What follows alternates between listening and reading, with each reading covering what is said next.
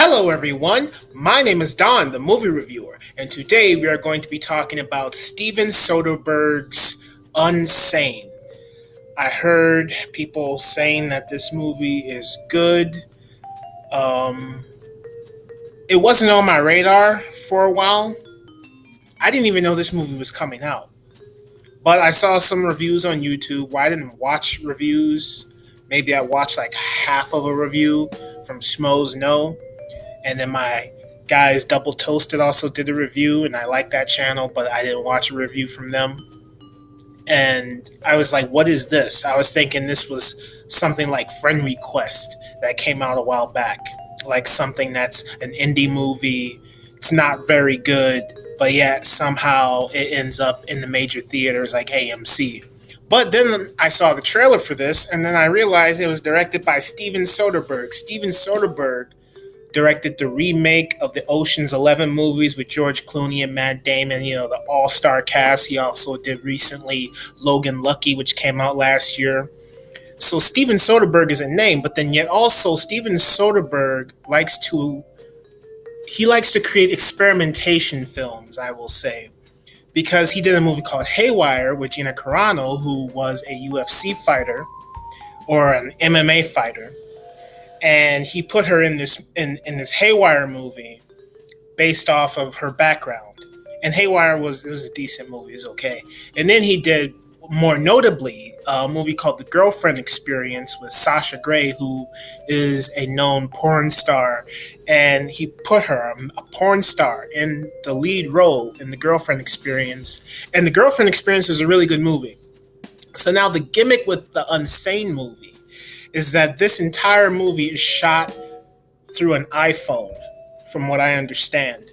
So when you watch the movie, it does have some weird camera tricks in there, some weird camera angles, some weird lighting, stuff like that.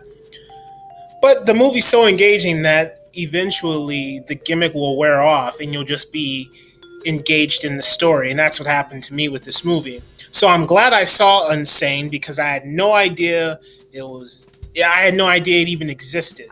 But I saw it, and here's my review.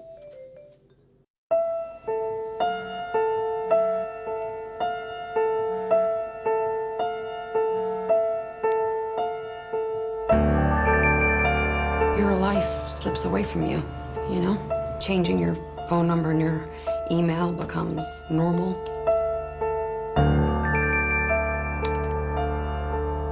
Taking out a restraining order, normal. Relocating to another city, normal. But you still see your stalker everywhere? Rationally, I know this is my imagination, but I'm alone in a strange city, and I never feel safe.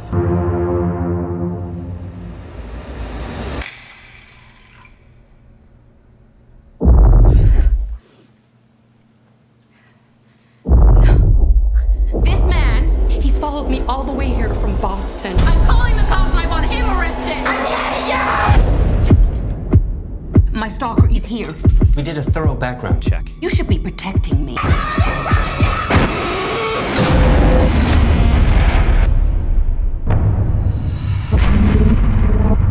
must be insane. I'm not crazy! He's here. Or maybe it's all in my head.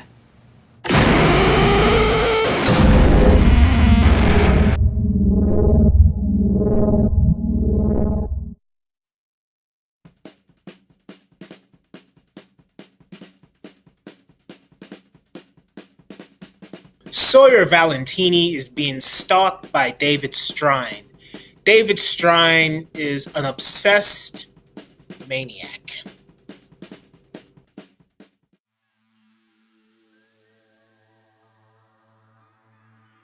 The story to this movie starts off rather simple. You have Sawyer Valentini, who works at an office. She's your average, everyday person. She lives a normal life. But yet occasionally she has these visions of this guy named David Strine. And I would say in moments of anxiety, she gets flashes of this guy's face.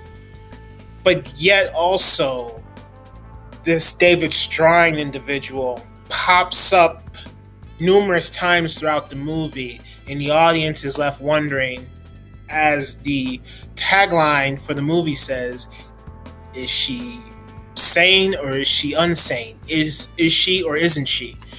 And I will say that at a particular point in the movie just kind of ditches the whole tagline of is she or isn't she. During like the second act of the movie, they just kind of ditch the whole thing and they just go straight forward with like, this is what's really happening. And I didn't like that. I did like the mystery part of the movie from the first act where it set everything up. Like, you got this woman and, you know, she lives this normal life, but yet she has these freakish moments every now and then, which was a little weird. Then she gets committed to this mental institution, and it's very tense. Like, those were very tense moments. There's a scene where she's talking to the nurse, Nurse Bowles or something, whatever her name is. The actress's name is Polly Mickey, and she's fantastic in this movie. The scenes between the nurse and the main actor in here were really tense, and I was engaged with those scenes. And so as the movie progresses, we're like, is she or isn't she? And then the movie just straight up says, okay, here's what this is, and we're just going to play it straightforward. And I didn't like that part of the movie. I love the mystery part. I love getting to the next scene. I love the whole is she or isn't she thing. But then once the movie just dropped that and said, okay, we're just going to make this straightforward and just going to present this as a straightforward narrative, that's when the movie lost me. When it was just like a mystery movie where it's like, what's going on? Why is she committed?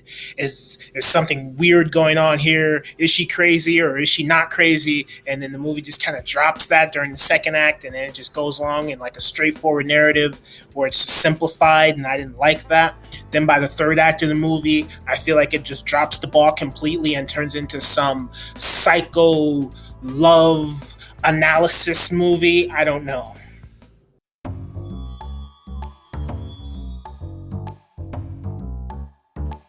Sawyer Valentini is fantastic in this movie. The actor who plays this character has some scenes where she's supposed to act like she's nuts. She's supposed to be this person who is going crazy. She's seeing things. Is what she's seeing real? Who knows? But she goes throughout the movie having these psychotic breakdowns, which were believable moments in the movie that I did enjoy. David Strine is played by my boy, Joshua Leonard.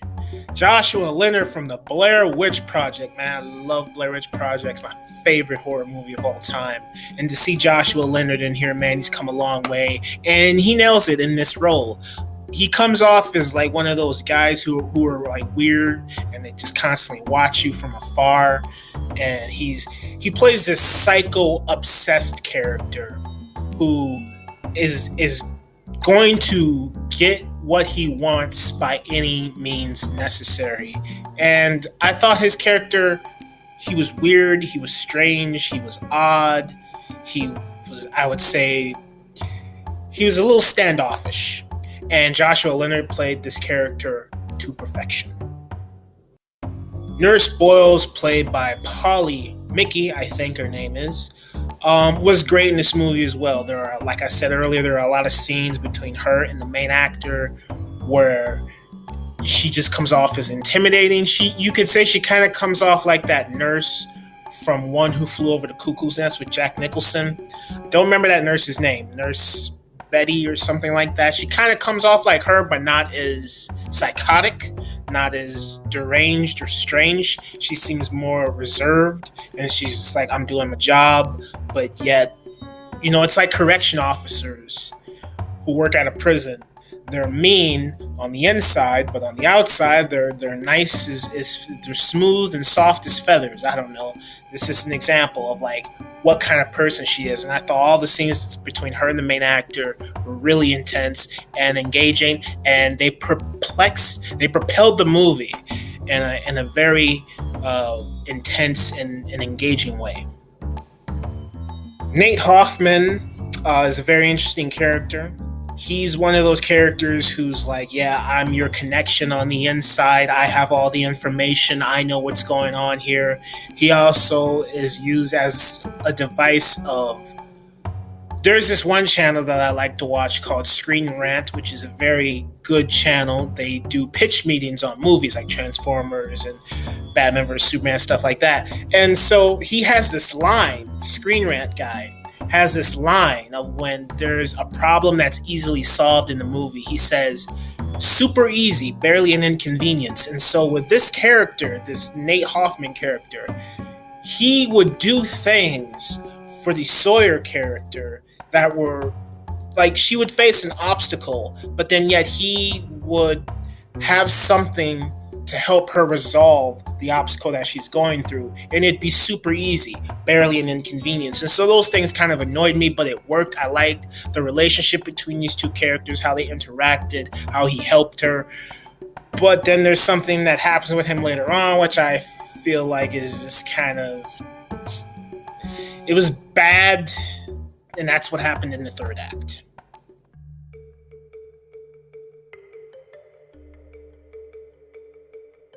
When the movie first started, it reminded me of T.I. West's, what's it called? House of the Devil. It had that same aesthetic to it, especially the opening credits.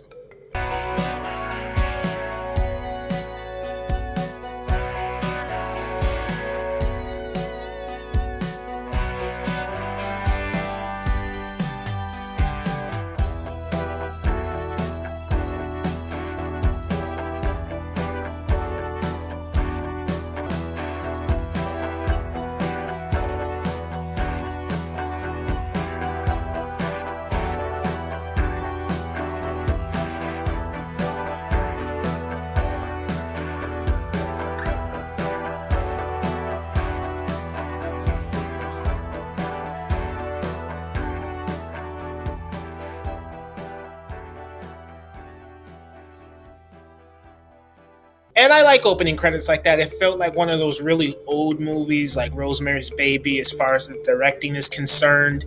Even though it's 2018, we're in modern day, we have so many technological advances in the cinema now, with 3D movies, all this stuff. And with this, it's like, yeah, it's shot with an iPhone, but yet it still feels low budget like.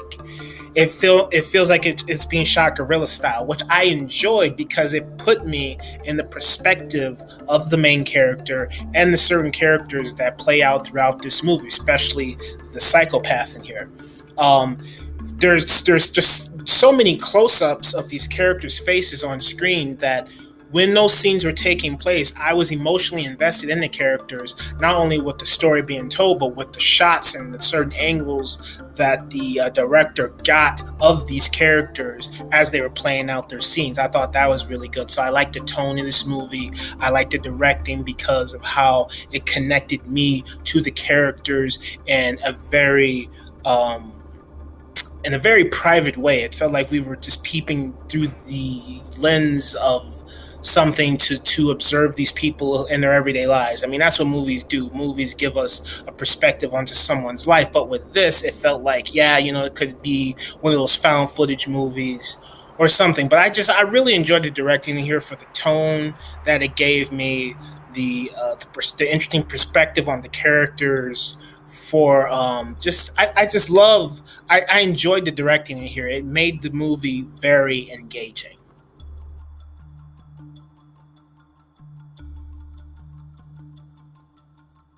I enjoyed the first act of the movie because it was setting up everything.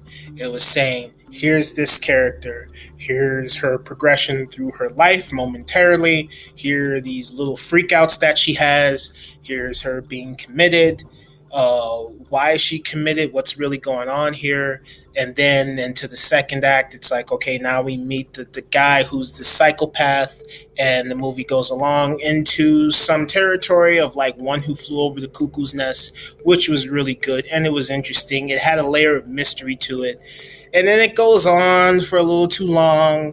Then we get into the third act of the movie, which just completely discards everything that it did previously for some psycho love analysis movie about a person who's effed up and crazy, and it just goes along with that for far too long, and then the mystery part of it is dull, and the whole psychoanalysis thing is dull. It goes on forever. It just feels like a generic, like obsessed, crazy person kind of movie, and it felt completely flat during the third act. Like the first two acts set it up perfectly, and then the third act just fizzled along. I was really bored, and it dropped the ball for me on the third act. It dropped the ball completely, and I wasn't satisfied at all. And I wish it could have just stuck with what it set up so perfectly in the first two acts and just kept delivering the mystery side of it.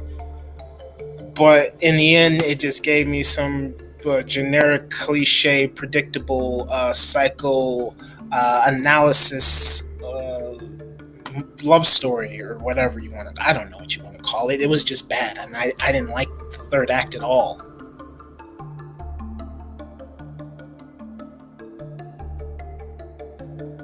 Overall, I will give Steven Soderbergh's Unsane a solid B.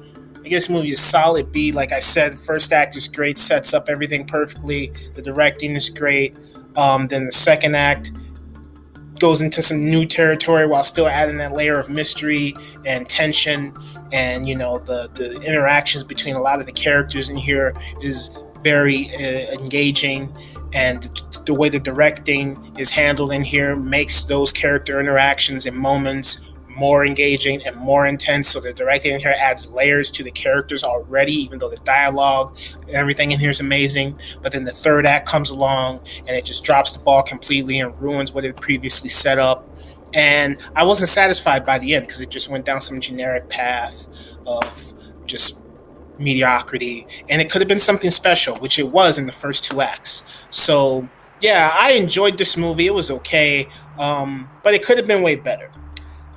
So that's it. So as always, thank you for watching, and I'll see you next time.